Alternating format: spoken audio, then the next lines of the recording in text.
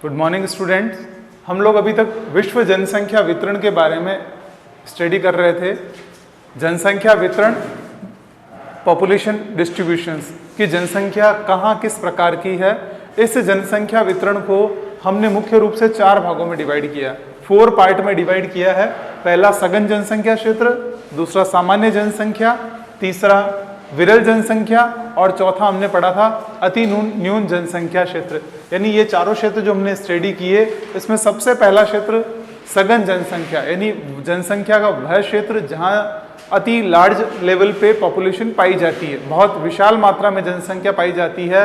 इस सघन जनसंख्या वाले क्षेत्र में वे क्षेत्र आते हैं जहाँ पर जलवायु अनुकूल हो, मानव आसानी से रह सकता है, साथ ही यहाँ उद्योग धंधों की सुविधाएं होती है, ट्रांसपोर्टेशन की फैसिलिटी होती है, इसी के साथ कम्युनिकेशंस प्रॉपर वे से हो पाता है और इसी के साथ यहाँ जो धरातल होता है वो समान होता है, प्लेन एरिया में ये लोग रहते हैं। अब ये सघन जनसंख्या में कौन कौन से एरिया आते हैं? पूर्वी एशिया आता है जिसमें चाइना, जापान, ताइवान ये वाले देश आते हैं। फिर उसके बाद दक्षिण एशिया आता है जिसमें भारत, बांग्लादेश, पाकिस्तान, श्रीलंका ये देश आते हैं। उसके बाद में दक्षिणी पूर्वी जिसे मानसून एशिया भी कहा जाता है, जिसमें मुख्यतः इंडोनेशिया, जावा, सुमात्रा ये सारे द्वीप आते हैं। इसके अलावा सघन जनसंख्या में यूरोपीय क्षेत्र आता है जिसमें ग्रेट ब्रिटेन ये वाला एरिया आता है और रसिया का साइबेरिया वाला क्षेत्र आता है। ये हमने अध्ययन किया था। फिर सेकंड है सामान्य जनसंख्या क्षेत्र, जहाँ पॉपुलेशन ज़्यादा अधिक मात्रा पे नहीं पाई जाती है, यहाँ जलवायु अनुकूल नहीं होने पर भी जनसंख्या का जमाव पाया जाता है। इसमें मुख्य रूप से हमने 2 क्षेत्रों की बात की। पहला क्षेत्र जो कि दक्षिणी अमेरिका में है, दक्षिणी अमेरिका का एंडीज पर्वतमाला क्षेत्र जहाँ पे तांबे की खानें हैं, यानी एंडीज एरिया जहाँ पर कॉपर्स प्रॉपर मात्रा में मिलता है इसीलिए। और दूसरा जो एरिया है वो एरिया है ऑस्ट्रेलिया महाद्वीप का पश्चिमी भाग, जहाँ सोने की खानें हैं, गोल्ड मिनरल्स वहाँ मिलता है, इसीलिए पॉपुलेशन लार्ज लेवल पे पाई जाती है। तो ये सामान्य जनसंख्या क्षेत्र वे क्षेत्र जहाँ अनुकूल वातावरण नहीं होने पर भी जनसंख्या अधिक मात्रा में पाई जाती है, तो यहाँ रोजगार या खनन के कारण होती है। फिर उसके बाद में है विरल जनसंख्या क्षेत्र। विरल यानी जहाँ पे बहुत मिनिमम लेवल पे पॉपुलेशन रहती है। इसके अंतर्गत मुख्य रूप से हम देखें तो यहाँ जलवायु थोड़ी प्रतिकूल रहती है और जो अक्षांशों की स्थिति देखें तो 60 डिग्री अक्षांश के बाद वाली स्थितियाँ, यानी 60 डिग्री लैटिट्यूड्स के अपर साइड में जो पॉपुलेशन है वो विरल जनसंख्या वाली क्षेत्र कहलाती है। फिर उसके बाद में आती है 4th नंबर पे अति न्यून जनसंख्या, वेरी लो पॉपुलेशन एरिया। इसमें स्पेशली वे एरिया आते हैं जो बहुत ज़्यादा कोल्ड है, बहुत ज़्यादा ठंडे क्षेत्र हैं, बहुत ज़्यादा हॉट हैं, डेजर्ट एरिया वो इसके अंतर्गत आएंगे। इसी के अलावा वे सब एरिया आएंगे जहाँ पे चढ़ना मुश्किल है, यानी दुर्गम पहाड़ी क्षेत्र, हिल्स एरिया जो बहुत हाईली सिचुएटेड हैं। अब अगर हम बात करें कि अति न्यून जनसंख्या वाले क्षेत्र, जिसके अंतर्गत मुख्य रूप से अति उष्ण क्षेत्र, अति शीत क्षेत्र और दुर्गम पहाड़ी क्षेत्र, यानी ठंडे क्षेत्र आएंगे, मरुस्थल आएंगे, और तीसरा जो क्षेत्र आएगा दुर्गम पहाड़ी, जहाँ पहाड़ियों पर जाना मुश्किल होता है। यहाँ पे अगर हम कहें तो ध्रुवीय क्षेत्र इसमें आ जाएंगे। ध्रुवीय क्षेत्रों के साथ जितने भी मरुस्थल है, कालाहारी मरुस्थल है, सहारा मरुस्थल है, थार मरुस्थल है, अन्य मरुस्थल इसी श्रेणी में आते हैं। अगर हम ये बात करें अति न्यून जनसंख्या वाले क्षेत्र, तो यहाँ पे विभिन्न जनजातियाँ पाई जाती है। ठंडे क्षेत्रों में एस्किमो जनजाति, कालाहारी मरुस्थल में बुशमैन जनजाति और दुर्गम पहाड़ी क्षेत्रों में गोंड जनजाति, जो कि हम पिछले चैप्टर में पढ़ चुके हैं। इसके बाद आज हम नेक्स्ट बिंदु पे पढ़ते हैं जनसंख्या वितरण को प्रभावित करने वाले कारक। ये जो पॉपुलेशन डिस्ट्रीब्यूशंस होती है, इसको कौन कौन से फैक्टर्स इफेक्ट करते हैं, उन फैक्टर्स के बारे में हम डिस्कस करेंगे। पहला फैक्टर है विश्वव्यापी कारक, दूसरा है प्रादेशिक कारक, फिर है सांस्कृतिक और सामयिक कारक। फर्स्ट विश्वव्यापी कारक, सेकंड है प्रादेशिक कारक, रीजनल फैक्टर्स, फिर अगला है सांस्कृतिक कारक, सांस्कृतिक कारक, और नेक्स्ट है सामयिक कारक। ये मुख्य रूप से 4 कारक हैं जो कि किसी भी क्षेत्र की जनसंख्या वितरण को प्रभावित करते हैं कि पॉपुलेशन का डिस्ट्रीब्यूशन कहाँ लार्ज लेवल पे है और कहाँ लो लेवल पे है। इन्हीं फैक्टर से वो प्रभावित होता है। इन फैक्टर्स में हम फर्स्ट फैक्टर की बात करें तो ये आती है अवस्थिति, लोकेशन। विश्वव्यापी कारक में पहला जो बिंदु है अवस्थिति, लोकेशन। दूसरी आ जाएगा पॉइंट जलवायु, वहाँ की जलवायु कैसी है। फर्स्ट पॉइंट जिसमें हम बात करें लोकेशन, लोकेशन से अभिप्राय यह है कि किसी भी एरिया की जो लोकेशंस है वो उसकी जलवायु को, उसकी जनसंख्या वितरण को प्रभावित करती है। चाइना में अधिक पॉपुलेशन है तो उसके पीछे क्या है, उसकी प्राइम लोकेशन होना, यानी उस क्षेत्र में पर्याप्त मात्रा में जल उपलब्ध है, वहाँ नदियाँ हैं। फिर इसके साथ ही अगर हम बात करें नदियों के अलावा वहाँ पे जो प्लेन एरिया है, पॉपुलेशंस के लिए एम्प्लॉयमेंट है, ट्रांसपोर्टेशंस के लिए सारी फैसिलिटी है। यानी जल अवस्थिति, उस क्षेत्र की स्थिति अच्छी होनी चाहिए, उसकी लोकेशन ठीक होनी चाहिए। अगर हम बात करें भारत में भी तो भारत में उत्तर के विशाल मैदान जिसमें यूपी, एमपी, बिहार, पश्चिम बंगाल ये स्टेट्स आते हैं, यहाँ पॉपुलेशन अधिक है क्योंकि वहाँ की लोकेशन। सेकंड है क्लाइमेट, जलवायु। जलवायु की अगर हम बात करें तो जलवायु में दो तत्व आते हैं, दो फैक्टर्स होते हैं। पहला टेम्परेचर, सेकंड रेनफॉल। टेम्परेचर की अगर बात करें तो टेम्परेचर अगर ज़्यादा हाई लेवल पे टेम्परेचर होगा तो भी पॉपुलेशन कम रहेगी और बहुत लो रहेगा तो भी पॉपुलेशन कम रहेगी। ऐसी कंडीशंस में जो हमारी क्लाइमेट है वो एप्रोप्रिएट होनी चाहिए, जलवायु सम होनी चाहिए। सम जलवायु जहाँ रहेगी वहाँ जनसंख्या का वितरण या वहाँ का पॉपुलेशन डिस्ट्रीब्यूशन, पॉपुलेशन अधिक मात्रा में होगी। फिर उसके बाद में नेक्स्ट जो बिंदु है धरातल।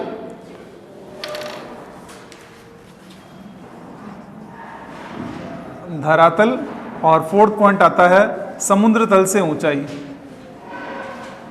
समुद्र तल से ऊंचाई, यहां हम बात करें धरातल की कि वहां का जो एरिया है वो धरातल कैसा है, लैंड कैसा है। लैंड के 4 टाइप्स बताए गए, 4 प्रकार का धरातल होता है, पहाड़ी क्षेत्र, पठारी क्षेत्र और मैदानी क्षेत्र और घाटीय क्षेत्र। पहाड़ी क्षेत्र जहाँ पे जनसंख्या बहुत कम देखने को मिलती है क्योंकि उनको आने जाने में दिक्कत होती है, ट्रांसपोर्टेशन में प्रॉब्लम आती है। फिर दूसरा जो धरातल का क्षेत्र आता है पठारी क्षेत्र, प्लेटो एरिया, जहाँ पे पॉपुलेशन मीडियम लेवल पे पाई जाती है। दक्षिण भारत का पठार या राजस्थान में अगर हम बात करें तो हाड़ौती का पठार, उस एरिया में भी पॉपुलेशन देखने को मिलती है।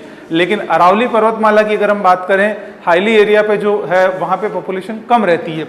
फिर धरातल में जो आती है प्लेन एरिया, प्लेन एरिया में पॉपुलेशन सबसे ज़्यादा देखने को मिलती है। इसके पीछे बहुत से रीज़न होते हैं। पहला, वहाँ ट्रांसपोर्टेशन इजीली होता है। सेकंड, एग्रीकल्चर इजी से की जा सकती है। थर्ड, कोई भी इंडस्ट्री डेवलप करना हो तो वो इजी होता है। फोर्थ, मार्केट वहाँ इजीली मिल जाता है। तो इस प्रकार किसी भी एरिया में पॉपुलेशन का डिस्ट्रीब्यूशन, उसका जो मेन फैक्टर है वो आता है धरातल, कि वहाँ का एरिया कैसा है। फिर है समुद्र तल से ऊंचाई, सी लेवल से कितना वो हाईली एरिया पे है। अगर हम कहें समुद्र तल से बहुत ज़्यादा ऊंचाई पे होगा तो वहाँ पे पॉपुलेशन कम देखने को मिलेगी। अगर हम इस कंसेप्ट को समझें, जैसे जैसे हाइट पे जाते हैं टेम्परेचर कम होता जाता है। 165 मीटर, 165 मीटर की ऊंचाई पे जैसे ही हम लोग ऊपर बढ़ते हैं 1 डिग्री सेंटीग्रेड तापमान कम हो जाता है। तो सी लेवल से ज़्यादा ऊंचाई पर पॉपुलेशन इसलिए नहीं रहती क्योंकि वहाँ पे जाने पर क्या होता है कि तापमान की कमी आती है। नेक्स्ट अगला बिंदु है प्रादेशिक कारक। प्रादेशिक कारक में फर्स्ट पॉइंट है भूमि की बनावट। भूमि की बनावट यानी वो जो लैंड एरिया है वो किस तरह का बना हुआ है। फिर है जलापूर्ति, पानी के लिए उसको पर्याप्त सुविधा है या नहीं। भूमि की बनावट, जलापूर्ति, मिट्टियां, वनस्पति,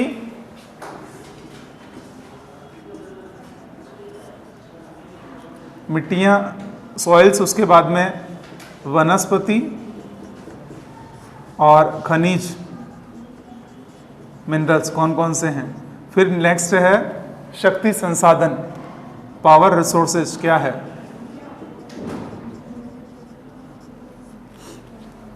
ये प्रादेशिक कारक है जो मुख्य रूप से किसी भी क्षेत्र को प्रभावित करते हैं। इन प्रादेशिक कारकों की अगर हम बात करें तो पहला कारक आता है भूमि की बनावट, कि वहाँ की जो लैंडफॉर्म है वो किस तरह की बनी हुई है।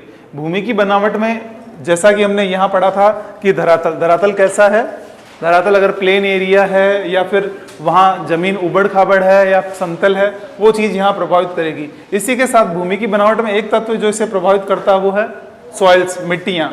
यहाँ की मिट्टी कैसी है, मिट्टी अगर फर्टिलाइज है, उपजाऊ मिट्टी है, तो वहाँ पॉपुलेशन अधिक मात्रा में देखने को मिलेगी।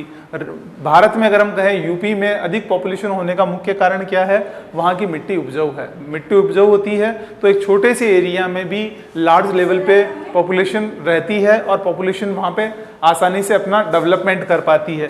फिर उसके बाद में जलापूर्ति, यानी वाटर अवेलेबिलिटी कितनी है, अगर जलापूर्ति पर्याप्त है तो वहाँ पे पॉपुलेशन देखने को मिलेगी। इसके एग्जाम्पल्स में हम देखें, वर्ल्ड में जितनी भी एंशिएंट जितनी भी सभ्यताएं हुई है, प्राचीन सभ्यताएं जितनी भी हुई है, उसमें इस जल ने महत्वपूर्ण भूमिका निभाई है। चाहे हम बात करें नील नदी की सभ्यता, सिंधु घाटी की सभ्यता, हड़प्पा की सभ्यता, जितनी सभ्यताएं हुई है सब नदियों के किनारे होने का मुख्य कारण यही है कि जब जलापूर्ति होती है तो वहाँ पॉपुलेशंस आराम से रहती है और रहना पसंद करती है। आज भी अगर हम देखें, जितने भी शहर बसे हुए हैं, अधिकांश शहर नदियों के किनारे बसे हुए हैं। पाली शहर बांडी नदी के किनारे, फिर इसके अलावा बालोतरा लूनी नदी के किनारे। तो इस प्रकार जितने भी आप एग्जाम्पल देखिए, चाहे अगर हम बात करें हैदराबाद, सिकंदराबाद मूसी नदी के किनारे बसा हुआ है, वाराणसी गंगा नदी के किनारे। तो जो हमारी जनसंख्या है वो हमेशा जलापूर्ति को ध्यान में रखती है कि पानी की पर्याप्त फैसिलिटी होनी चाहिए। तो प्रादेशिक कारकों में फर्स्ट हमने पढ़ा भूमि की बनावट, कि वहाँ का लैंडफॉर्म कैसा है। सेकेंड, वाटर अवेलेबिलिटी कितनी है। थर्ड, हमने बात की वहाँ की जो सॉइल्स है, मिट्टी है, वो किस प्रकार की है। देन नेक्स्ट, वनस्पति, वहाँ पे जो फॉरेस्ट है वो किस टाइप का है। वनस्पति की अगर हम बात करें तो वनस्पतियों को मुख्य रूप से विभिन्न वनों को उनकी उपजों के आधार पे डिफरेंट टाइप में बांटा गया है कि उनका जो प्रोडक्शन होता है उसके अकॉर्डिंग। अगर हम कहें कि जैसे हमारे भारत में पहाड़ी क्षेत्रों में शिमला और वहाँ उसमें मुख्य रूप से एप्पल के उद्यान देखने को मिलते हैं। असम साइड में बात करें तो चाय के बागान देखने को मिलते हैं। तो ये वनस्पति वहाँ की मिट्टी, वहाँ की जलवायु, इन दोनों पे प्रभावित होती है। जैसा क्लाइमेट होगा उसके अकॉर्डिंग वहाँ पे ये डेवलप होगी। उसके बाद मिनरल्स, अगर खनिज है पर्याप्त मात्रा में तो जनसंख्या वहाँ रहना पसंद करेगी। जैसा कि हमने अभी ये पढ़ा था सामान्य जनसंख्या प्रदेश, इसमें हमने ये पढ़ा एंडीज पर्वतमाला, यानी पहाड़ी क्षेत्रों में भी जनसंख्या अधिक मात्रा में है क्योंकि वहाँ खनिज है, तांबे की प्रधानता है। वहीं अगर हम बात करें ऑस्ट्रेलिया महाद्वीप का पश्चिमी यानी वेस्टर्न पार्ट, जिसमें मुख्य रूप से पूरा का पूरा डेजर्ट है, उसके बावजूद भी पॉपुलेशन अधिक है क्योंकि वहाँ पे मिनरल्स है, वहाँ पे गोल्ड के ये मिलती है खाने, स्वर्ण की खदानें मिलती। फिर उसके बाद में शक्ति संसाधन, पावर रिसोर्सेज में अगर हम बात करें तो बहुत सारे मुख्य रूप से दो तरह से आते हैं। एक तो वे जिन्हें एक बार यूज करने के बाद पुनः यूज नहीं किया जा सकता, यानी अनव्यकरणीय, जिन्हें रिसाइकलिंग नहीं किया जा सकता। दूसरा, वे नव्यकरणीय, जिन्हें हम बार बार यूज कर सकते हैं। अगर हम यहाँ बात करें इराक, ईरान, सऊदी, ये पूरा का पूरा एरिया है, वहाँ पॉपुलेशन अधिक होने का कारण क्या है, पावर रिसोर्सेज, वहाँ तेल के कुएं मिले हैं, इसीलिए वहाँ पॉपुलेशन अधिक मात्रा में है।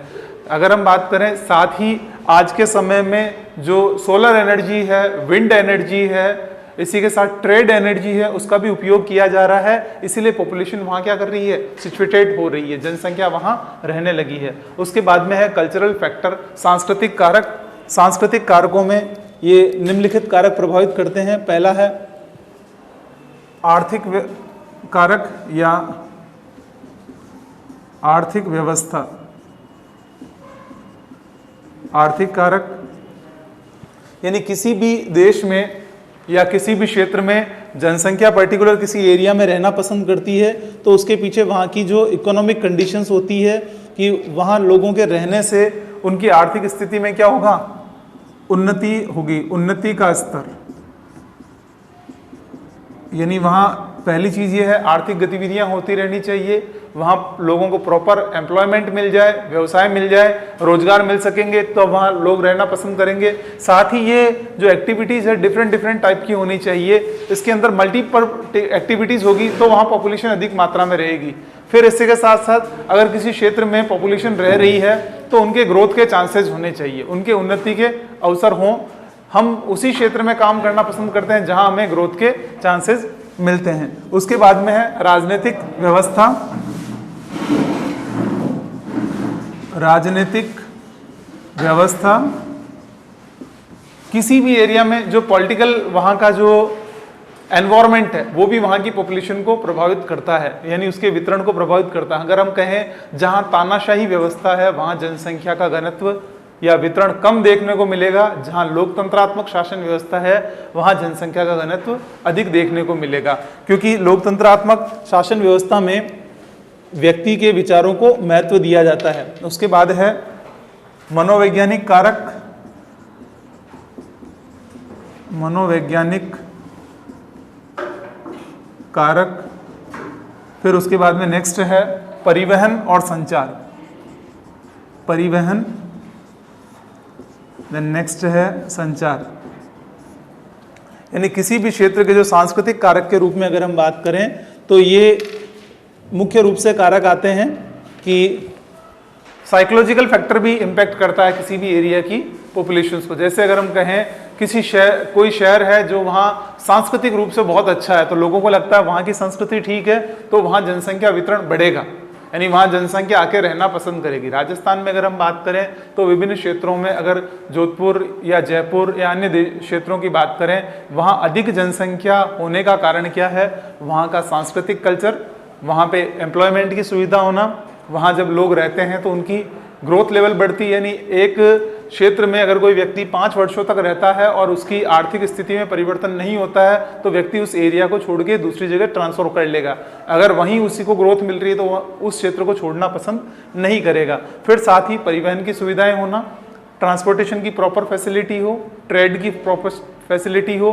अगर हम कोई अपना बिजनेस कर रहे हैं और हमारे बिजनेस को ग्रोथ मिलती है, वहाँ हमें मार्केट मिल जाता है, वहाँ से व्यापार करने के लिए हमें सुविधा मिलती है और हमारा कम्युनिकेशन प्रॉपर हो उस क्षेत्र से, तो वहाँ इन सभी सांस्कृतिक कारकों की वजह से उस क्षेत्र में जनसंख्या का वितरण अधिक पाया जाता है। उसके बाद है सामयिक कारक। सामयिक कारकों में जैसा कि पहला है वातावरण के अनुकूलन, क्लाइमेट के अकॉर्डिंग होना चाहिए, इसको हम वातावरण अनुकूलन।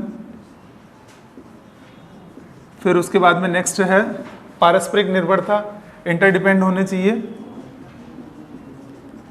पारस्परिक निर्भरता। साथ ही एक कारक और है जो जनसंख्या के वितरण को प्रभावित करता है, वो है धर्म, रिलीजियंस। यानी अगर हम कहें किसी भी क्षेत्र में जो धार्मिक क्षेत्र है वहाँ उस धर्म को मानने वाले लोगों की संख्या अधिक रहेगी। अगर हम कहें अजमेर में दरगाह शरीफ बनी हुई है तो वहाँ उस एरिया में पर्टिकुलर उस धर्म के लोगों की संख्या अधिक देखने को मिलेगी। पुष्कर में इस धर्म को मानने वाले लोगों की संख्या अधिक मिलेगी। हरिद्वार, जितने भी धार्मिक स्थल है वहाँ पॉपुलेशन अधिक होने का कारण धार्मिक कारक रहता है। धार्मिक कारक के बाद में नेक्स्ट है सामाजिक मान्यता और सामाजिक संरचना। सामाजिक मान्यता और अगला है सामाजिक संरचना।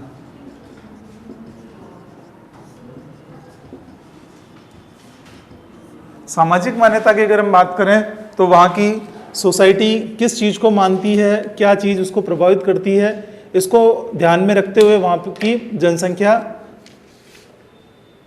प्रभावित होती है, जनसंख्या का वितरण उस चीज़ से प्रभावित होता है। इसी के साथ ही अगर हम नेक्स्ट जो बात करें वो है सामाजिक संरचना। वहाँ का सोशल स्ट्रक्चर कैसा है वो भी उस एरिया के पॉपुलेशन को प्रभावित करेगा।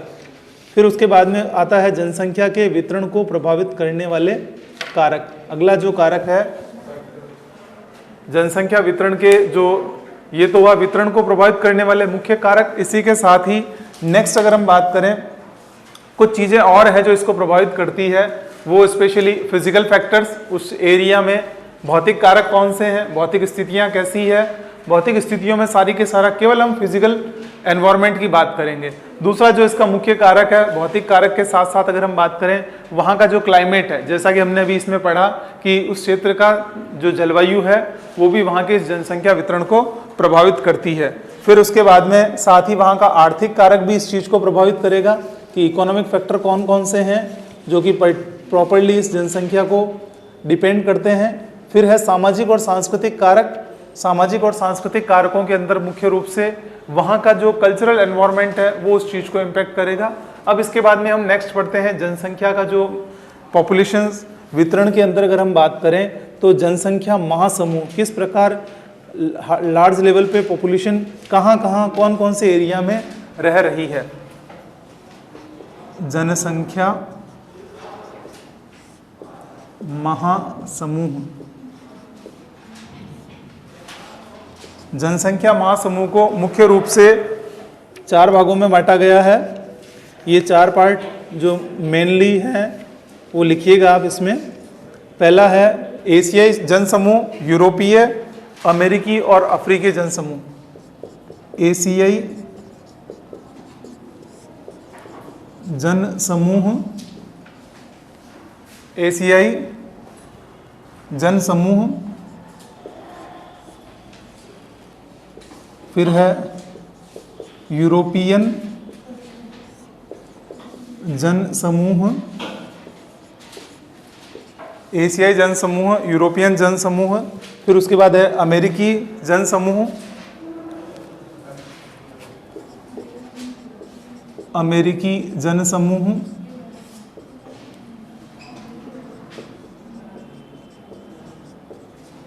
और आखिरी है अफ्रीकी जनसमूह, अफ्रीकी जनसमूह। इन 4 जनसमूहों की अगर हम बात करें तो इन क्षेत्रों में मुख्य रूप से जो जनसंख्या का वितरण है वो एक विशेष प्रकार का देखने को मिलता है। पहला है एशियाई जनसमूह। जो एशियाई पॉपुलेशंस है वहाँ पे सघन जनसंख्या वाला क्षेत्र देखने को मिलेगा कि यहाँ पे एक पर्टिकुलर किसी क्षेत्र विशेष में अधिक जनसंख्या होगी और कुछ क्षेत्र ऐसा होगा जो बहुत ज़्यादा खाली पड़ा रहेगा। फिर उसके बाद में यूरोपियन जनसमूह। यूरोपियन जनसमूह में अगर हम बात करें तो यहाँ पे ग्रेट ब्रिटेन और फ्रांस, जर्मनी, इन कुछ एरिया में पॉपुलेशन अधिक मात्रा में है, बाकी एरिया में पॉपुलेशन कम देखने को मिलेगी। अमेरिकी जनसमूह की अगर हम बात करें, उत्तरी अमेरिका में, यूएसए और कनाडा में पॉपुलेशन अधिक मात्रा में देखने को मिलती है, मैक्सिको में प्रॉपर रूप से देखने को मिलती है। फिर इसके अलावा दक्षिणी अमेरिका की बात करें तो सिर्फ एंडीज पर्वतमाला के पास पॉपुलेशन ज़्यादा लेवल पे है, बाकी जगह कम रहती है। अफ्रीकी जनसमूह, अफ्रीकी जनसमूह में अगर हम बात करें तो अफ्रीका में जो मुख्य रूप से नील नदी है उसके पास वाले एरिया में पॉपुलेशन अधिक मिलती है और जो डेजर्ट एरिया है वहाँ पॉपुलेशन कम देखने को मिलती है। तो आज के इस चैप्टर में जो हमने मेन कंसेप्ट समझा वो कंसेप्ट ये है पॉपुलेशन डिस्ट्रीब्यूशंस की, यानी कहाँ जनसंख्या कम रहेगी, कहाँ जनसंख्या अधिक रहेगी। ये जनसंख्या किसी एरिया में पर्टिकुलर कम क्यों रहती है और किसी एरिया में अधिक क्यों रहती है, इन सभी कारणों को हमने जाना।